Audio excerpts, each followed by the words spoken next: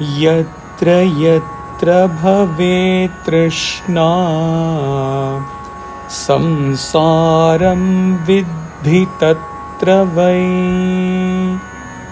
prauḍhavairāgyamāśritya vītatṛṣṇā sukhī bhava.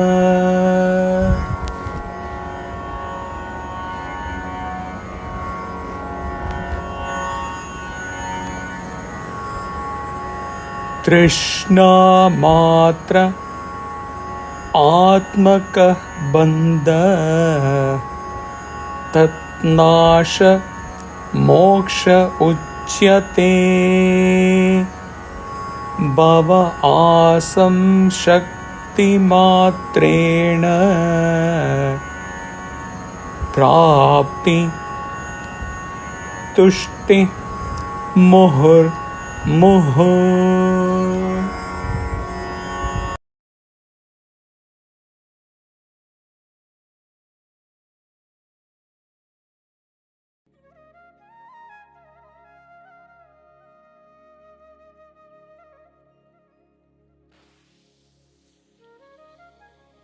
Verse 3, yatra yatra bhavettṛṣṇā. Know that to be the world wherever there is desire. Know that to be the world wherever there is desire. Cultivating strong dispassion, go beyond the desire and be happy.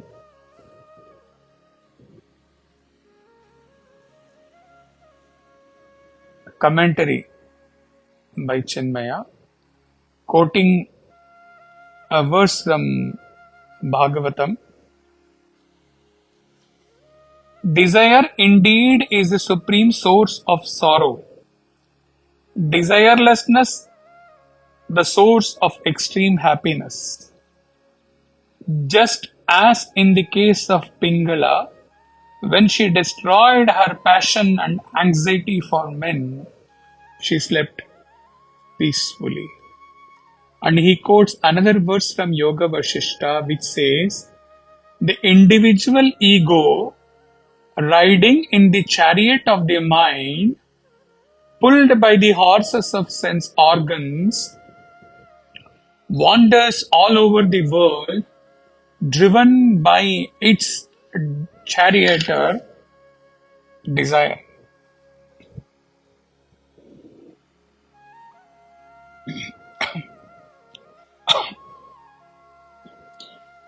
Unquote. In the previous verses, we learned that ignorance or avidya breeds vasanas, vasanas breeds desire, and vasana eva samsara. Vasana is equal to desire is equal to creation.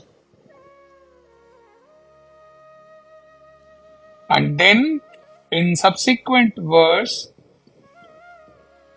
we learned also that anything that arises and may disappear is illusory. We learned in the previous verse on the magic show.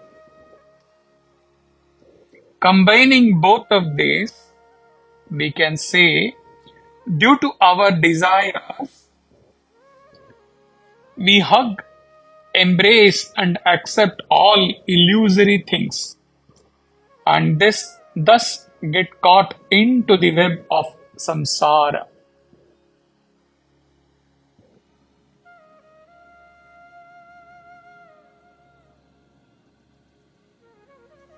If we are not able to stand away from the enchantments of our desires, then we would pathetically pursue for their fulfillment, thereby making life a miserable tragedy for ourselves and for others, writes Chinmaya.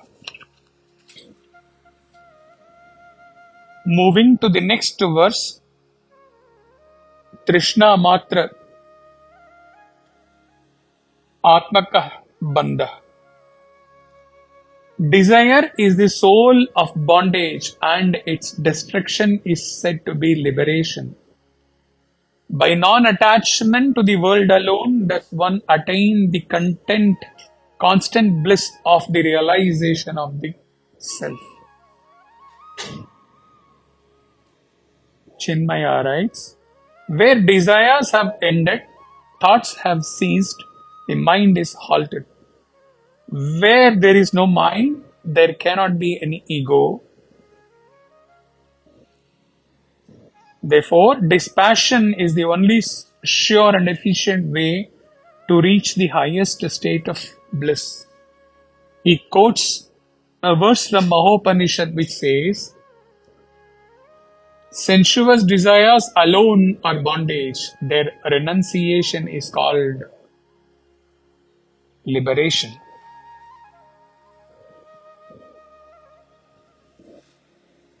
Unquote. The essential nature. Okay, that was the translation. See, as though in continuation of the previous verses, the last two verses, when the disciple was asked to contemplate,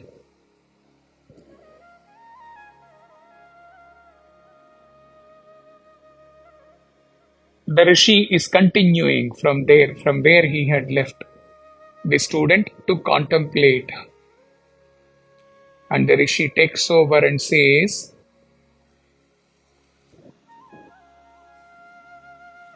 as a visualization,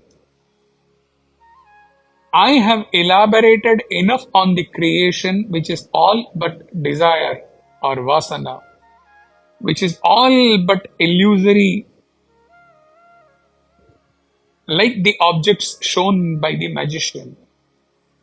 And how, due to your desires, you get entangled and stuck in the creation, in samsara, in bondage.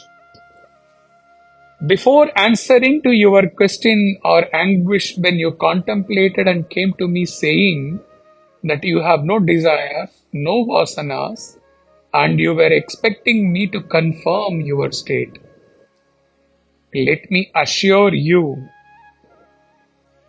once for all that everlasting joy or bliss is possible when all possible entanglements, all desires, all vasanas are rent asunder, and there is no more attachment to anything to which you were attached all these years, all these births.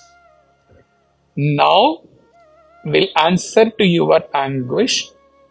When I remained silent last time, when you came back to me after contemplation and said, O Guru, I have gone beyond the desires and vasanas. You only have to confirm what I am, what is my state upon transcending all desires, all attachments, all ignorance. I had not told anything to you, my son. I will reveal it now. And the revelation happens in the next verse from Acharya. Hari Om Tat Sat.